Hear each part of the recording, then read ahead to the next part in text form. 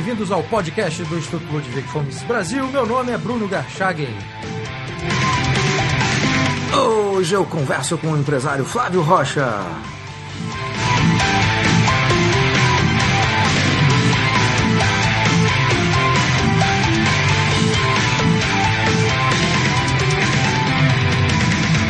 Seja muito bem-vindo, Flávio Rocha. Muito obrigado, Bruno. Fiquei muito honrado com o seu convite. Agradeço imensamente, Flávio, você ter arrumado um espaço na sua agenda para esta conversa do podcast do Instituto Mises Brasil. E eu queria já começar essa nossa entrevista perguntando a respeito do Brasil 200, né, que é um projeto que você está liderando.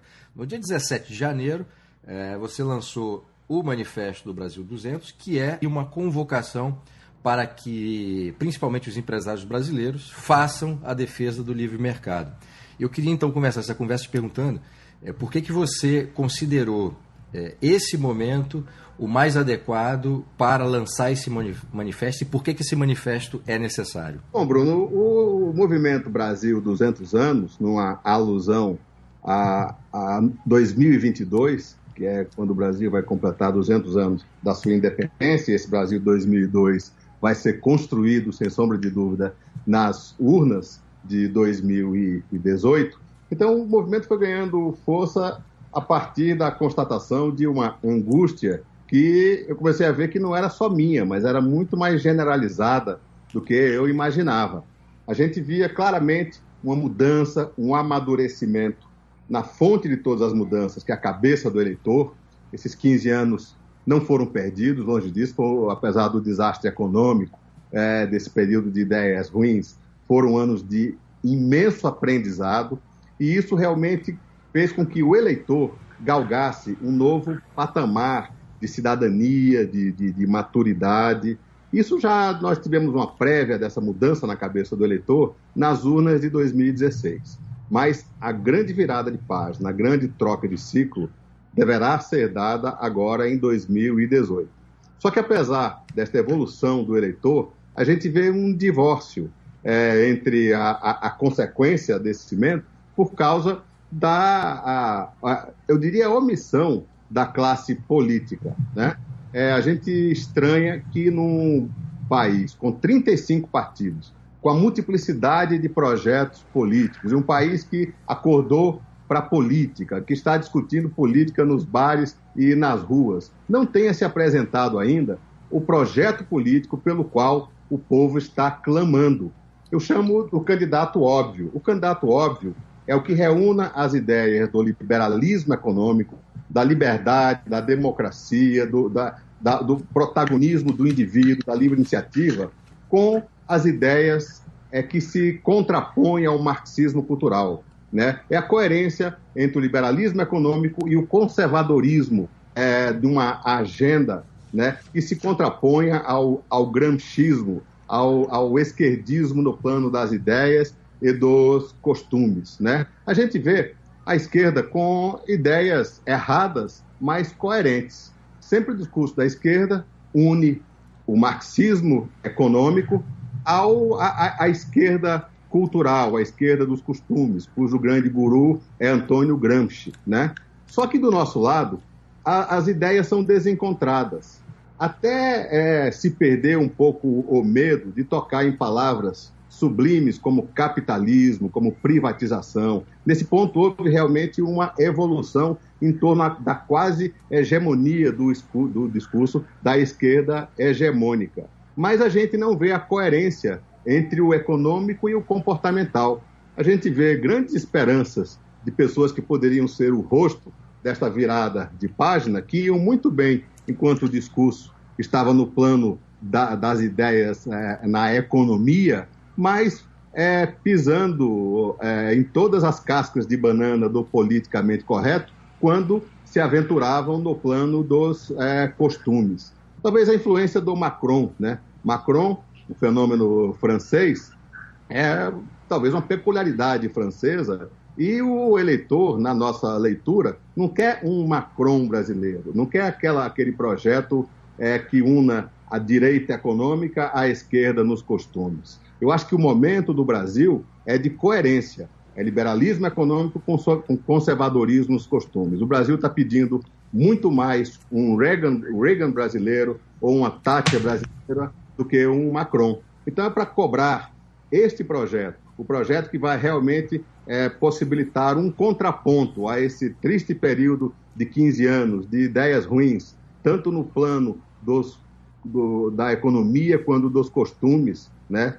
Tanto no plano do protagonismo do Estado, quanto no gramscismo, no plano dos hábitos e dos costumes, que surgiu o movimento, justamente para instigar este espaço e esse debate. 2 pontos que você citou na sua resposta que são interessantes, Flávio. O primeiro ponto é essa mudança que efetivamente houve e está se consolidando de baixo para cima, né? Uma parcela significativa da sociedade brasileira descobriu a grande armadilha dentro da qual todos estávamos presos, né? Inclusive do ponto de vista ideológico, né? E isso estava manifestado e, de certa forma, ainda está nas instituições políticas, com esse Estado enorme, gigante, obeso, etc. E também nessa agenda cultural gramsciana, marxista, etc. Mas, como você mesmo disse, há um descolamento, há um abismo, né? Há um fosso enorme entre a sociedade, que mudou e está em mudança, e a classe política, que parece estagnada nos piores vícios e naquela mentalidade estatista, intervencionista, etc. Você que teve uma experiência no passado no Congresso Nacional e tem uma larga experiência como empresário, então você tem essas duas experiências pessoais, por que você acha, Flávio, que houve esse descolamento entre essa parte da sociedade que está pedindo tudo que o Manifesto Brasil 200 anos traz e essa política que ainda está agarrada nessa velha mentalidade estatista? Bom, Bruno, eu acho que a forma de ganhar a eleição à moda antiga era agradar a esse imenso segmento da sociedade, que é o Estado, que em si mesmou-se, né, que ganhou vida própria. Estado, na sua origem, existe para servir. Mas o Estado brasileiro chegou a tal ponto, a tal tamanho, que passou a viver em função dos seus planos de carreira, dos seus privilégios, dos seus projetos pessoais, né?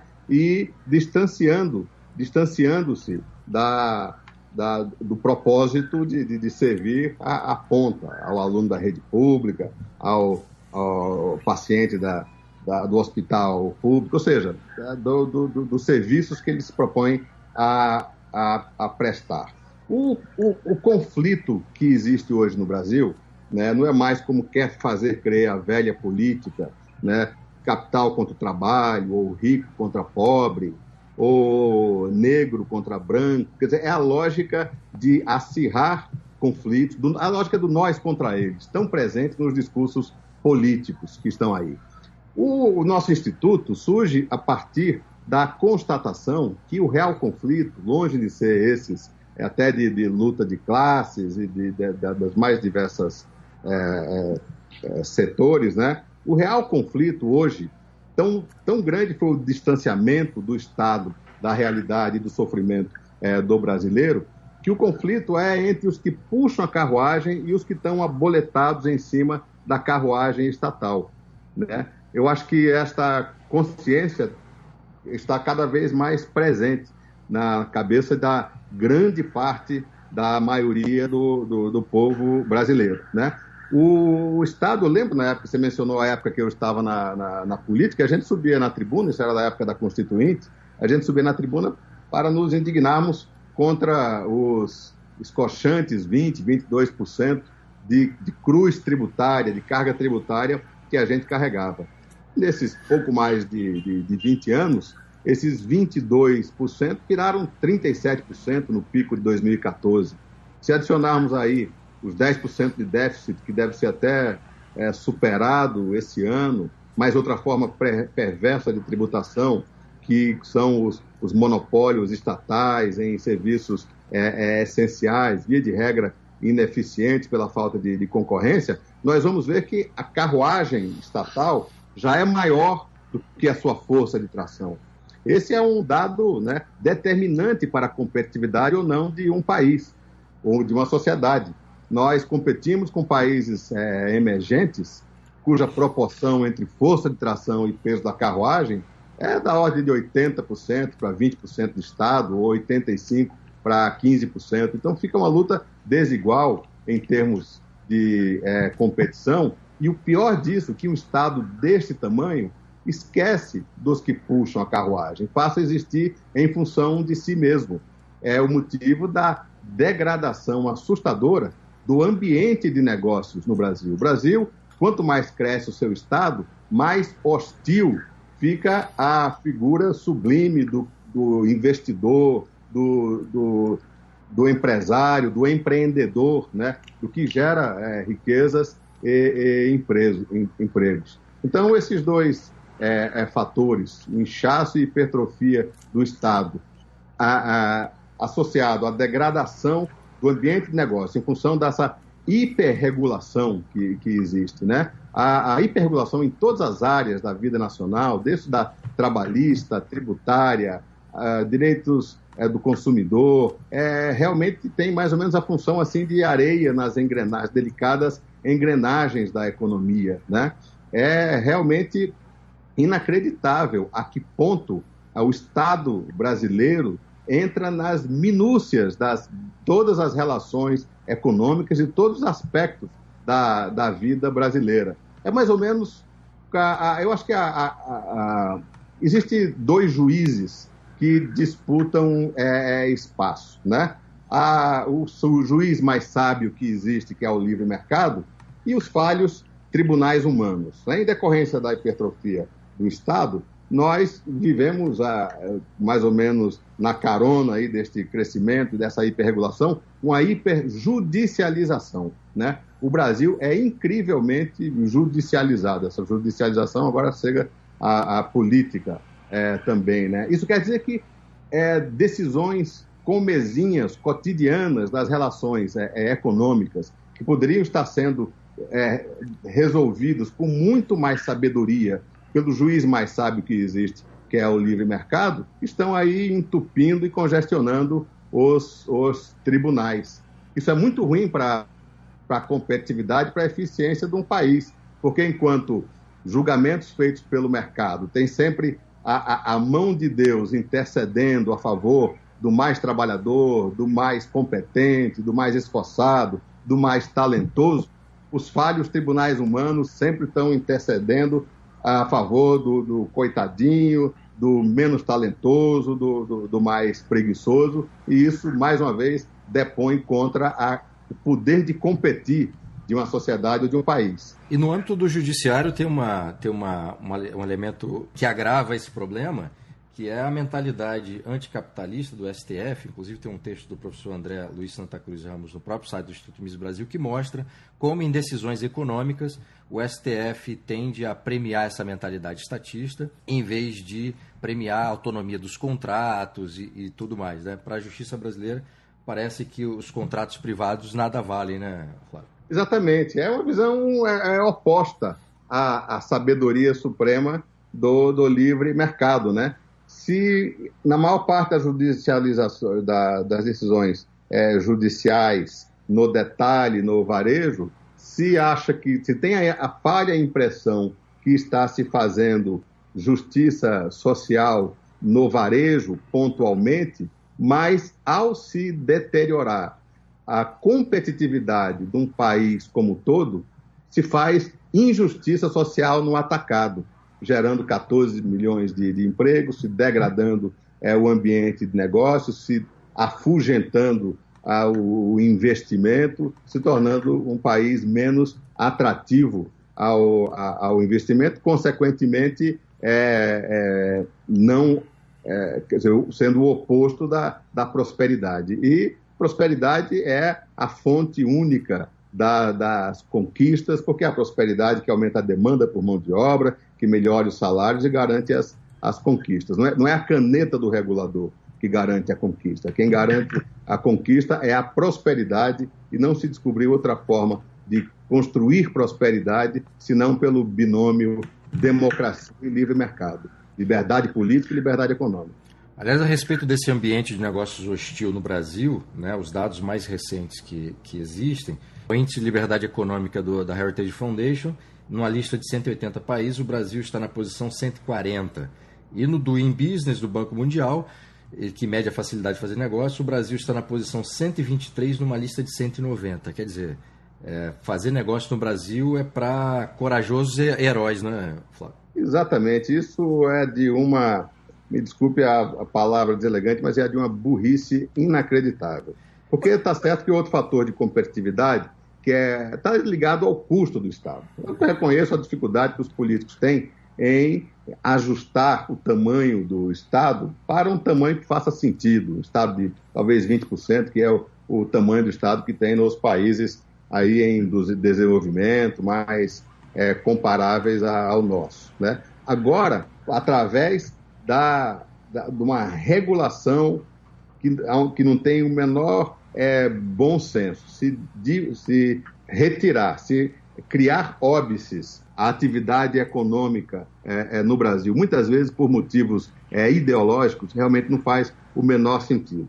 Para não achar que eu estou com um discurso pessimista, nós estamos justamente em função do amadurecimento desse novo eleitor, o eleitor cidadão, né? Nós já estamos conseguindo as primeiras conquistas. Nós temos que realmente festejar uma conquista de todos, principalmente dos trabalhadores e dos empreendedores, que foi a reforma trabalhista, né? A reforma trabalhista, segundo a própria estimativa do Banco Mundial, vai mostra que o Banco Mundial demonstrou que o efeito da reforma trabalhista vai fazer com que o Brasil, só em consequência dessa reforma, galgue 31 posições no Doing Business do Banco Mundial, já podendo nos levar uma condição aí dentre os 100 países menos hostis ao ambiente de negócio, o que é uma grande conquista. E as outras reformas que estão por aí também têm o potencial de fazer o Brasil galgar posições, quem sabe com a reforma tributária, com a reforma trabalhista, com a reforma da Previdência, nós já não estejamos aí entre os países, esse pelotão aí dos 20 países mais receptivos, menos hostis à figura sublime e necessária do investidor, né? Exato. O Estado brasileiro, Flávio, ao mesmo tempo que ele dificulta, né, o ambiente de negócio, ele também cria mecanismos e incentivos muito perversos, tanto para empresários quanto para a sociedade, né? Um dos pontos que eu vi que você foi objeto de crítica, né, pelo seu trabalho como empresário foi em relação a empréstimos que você fez no BNDES. Queria que você falasse, como empresário, como é que isso acontece. Bruno, se você me perguntar, eu respondo fiel aos meus princípios. Eu preferiria que o BNDES não existisse. Porque o BNDES, segundo até um amigo meu falou recentemente, e eu adotei essa frase, que eu acho uma ótima definição do que é o BNDES é uma máquina de tirar de quem sabe fazer para dar para quem sabe conversar. É ótimo. Tira de quem gerou a riqueza. E ao gerar riqueza, você paga o imposto para alguém que não necessariamente criou ou mostrou aptidão para criar a riqueza, mas faz um belo PowerPoint, vai lá no Rio de Janeiro, apresenta uma ideia e leva o cheque, né? Nós somos muito melhores, André, sem sombra de dúvida, nossa história mostra isso como empresa. Riachuelo, que é a maior empresa do nosso setor, do setor de moda do Brasil, com seus 40 mil colaboradores, vivendo realmente um momento de prosperidade até em meio à crise. Nós somos muito melhores em fazer do que conversar. Mas a diferença entre o remédio e o veneno está na dose. O BNDES virou veneno, de fato, quando ele foi transformado, sem nenhum pudor, num instrumento de dominação ideológica, né? Mas nós chegamos a um ponto em que, enquanto nos Estados Unidos, ou nas economias desenvolvidas, a parcela do dinheiro carimbado, vamos dizer assim, né, que sai com a taxa um pouco mais baixa, é da ordem de 1 a 1,5%. Aqui no BNDES, aqui no Brasil, na época dessa hipertrofia absurda do BNDES, da oferta de crédito do Brasil, 50% era dinheiro carimbado, né? E alguns, com a parte disso aí, fortemente carimbado. Era o dinheiro que alimentou os campeões nacionais de triste memória. Hoje a gente está vendo que bobagem que é esta história de campeões nacionais. É o Estado se achando mais poderoso do que o mercado para identificar quem deve ser o campeão. Ora, quem tem que dizer quem é o campeão é o livre mercado, não o Estado, né? O Estado se arrogava ao poder de dizer: fulano, você vai ser o campeão do óleo e gás. Fulano, você vai ser o campeão da proteína animal. Fulano, você vai ser o campeão da construção civil. Nada mais arrogante, nada demonstra mais ignorância, né, do funcionamento dos freios e contrapesos do livre mercado. Então, diante dessa deformação, né, com os leais concorrentes tendo acesso a um crédito que, em última análise, chegava a representar 1 a 2% menos do seu custo de capital. Eu tive que, em determinado momento, convencer a figura que eu mais admiro na vida, que é o seu Nevaldo, meu pai, fundador da empresa, a abrir mão de um verdadeiro dogma que ele tinha, que era não a endividamentos bancários, e iniciamos realmente um período de 10 anos aí de relação com o BNDES. Mas o BNDES com o qual nós nos relacionávamos era o BNDES de alto nível, não o BNDES do PT. O BNDES que foi transformado, né, e a gente está vendo aí na imprensa o que é que foi feito desta ferramenta. Como é que foram feitos os campeões nacionais. Nesses 10 anos, Bruno, a Riachuelo, a nossa empresa, tomou 1 bilhão e 300 milhões de reais. Mas nesse mesmo período pagou 15 bilhões de impostos. Desse 1 bilhão e 300, já foram pagos 900 milhões pontualmente, com todos os juros. Isso gerou 13 mil empregos só nas lojas e mais 65 mil empregos nos fornecedores, ou seja, uma proporção entre cada real emprestado e geração, e principalmente numa região pobre, carente, né, com vocação têxtil, que está sendo estimulada, que é o Nordeste. Aliás, nossa relação é tão transparente, tão sem nenhum artificialismo como dos campeões nacionais, que já há 2 anos, né, o BNDES perdeu de setores privados em competitividade. Há 2 anos que todos os investimentos que nós temos feito têm sido financiados por bancos privados, né? Longe aí dos privilégios enormes, né? Condições de aportes de capital em posições acionárias, né? De repente uma OGX quebrava, né? E tinha lá uma posição enorme de dinheiro do contribuinte que era simplesmente jogado fora. Então, falando aqui em princípios, eu sonho com um país onde realmente seja premiado o empresário de mercado.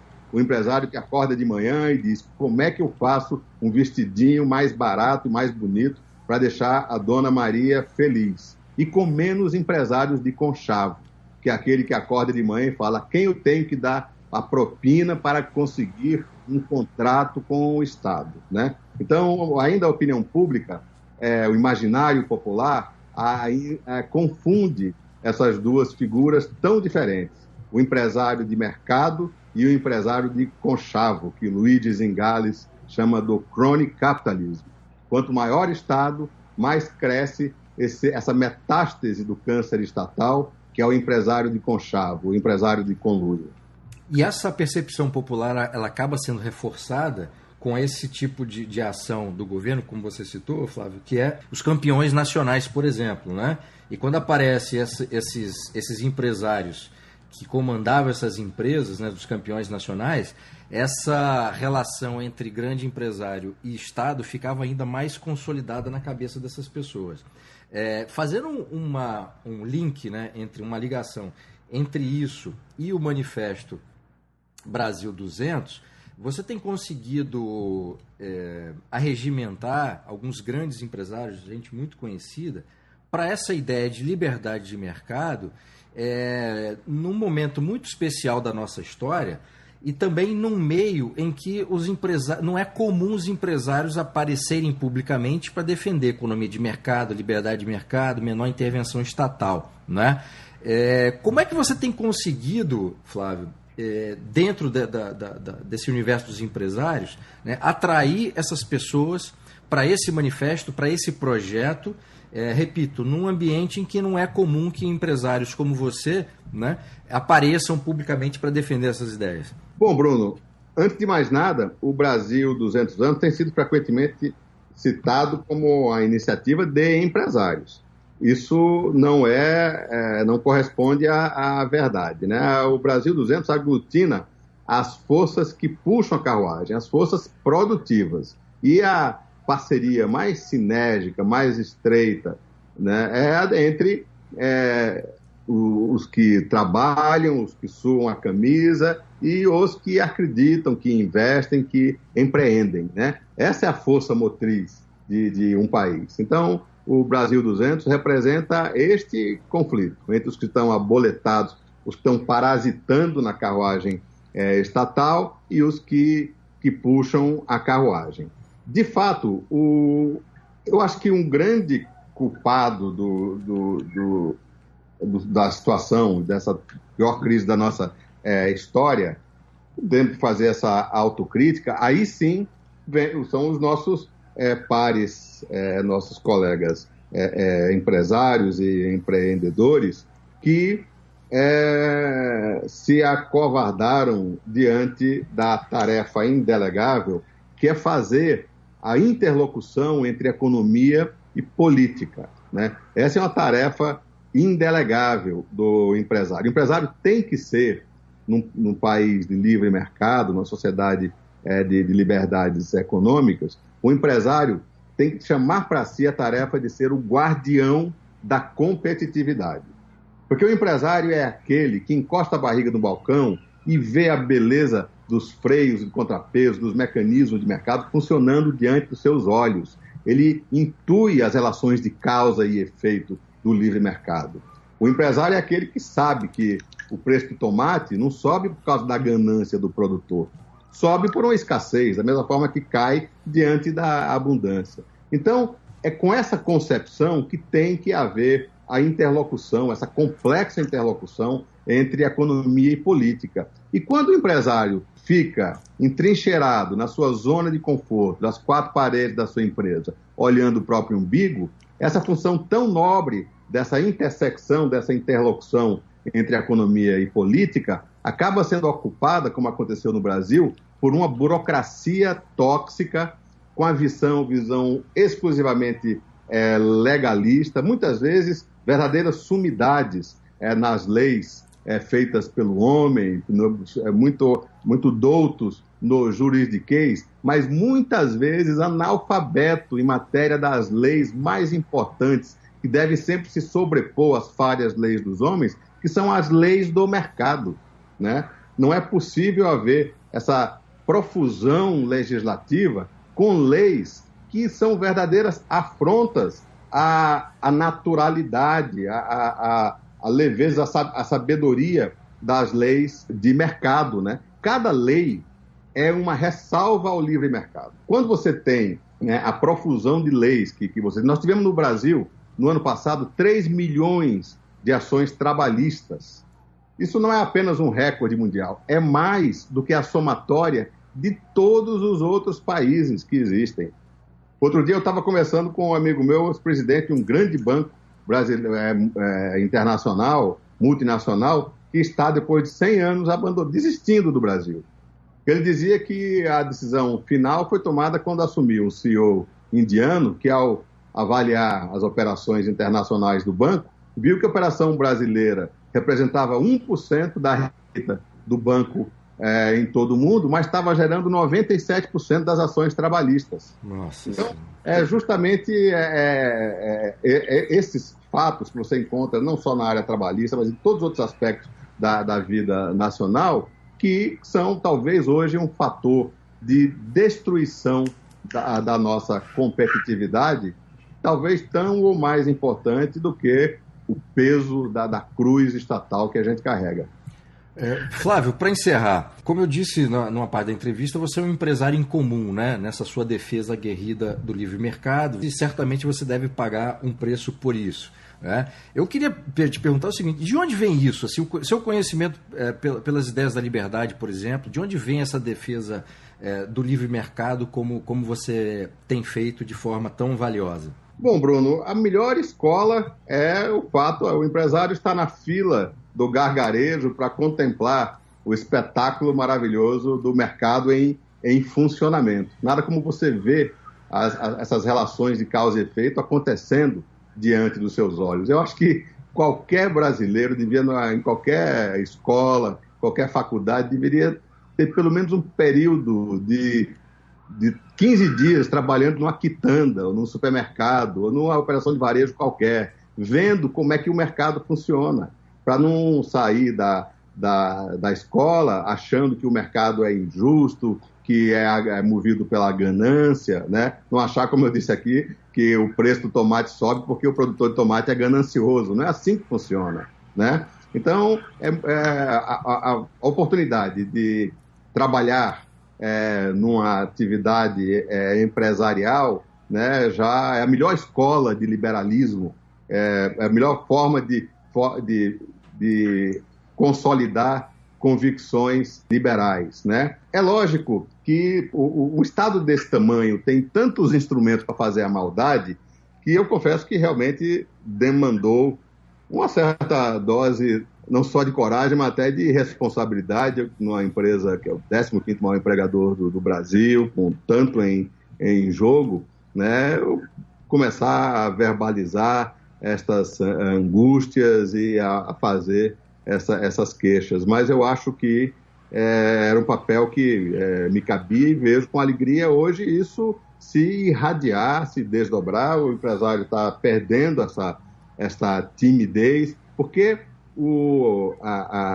essa burocracia tóxica, né, ela conta com a nossa covardia. Se nós formos covardes, escondidos nas nossas trincheiras, engolindo seco, né, a cada injustiça, a cada agressão, a cada irracionalidade, isso só tende a piorar. Eu acho que nós temos que aproveitar o momento de despertar do agente da mudança, que é o eleitor brasileiro, né, que está visivelmente melhorando e entendendo melhor, está entendendo que o Estado é um prestador de serviço como outro qualquer, não é um ser todo-poderoso com o dom de distribuir benesses, né? Então, eu fico muito feliz de estar participando desse movimento, mas fico também ainda mais feliz de ver a solidariedade e o despertar daqueles que podem realmente fazer a diferença e virar a página e entrar nesse novo capítulo que teremos a partir de 2018 para construir realmente um país, um Brasil dos 200 anos, mais parecido com o país com o qual nós sonhamos. Flávio, muitíssimo obrigado pela entrevista. Obrigado, Bruno. Um grande abraço. Um abraço a todos. Obrigado.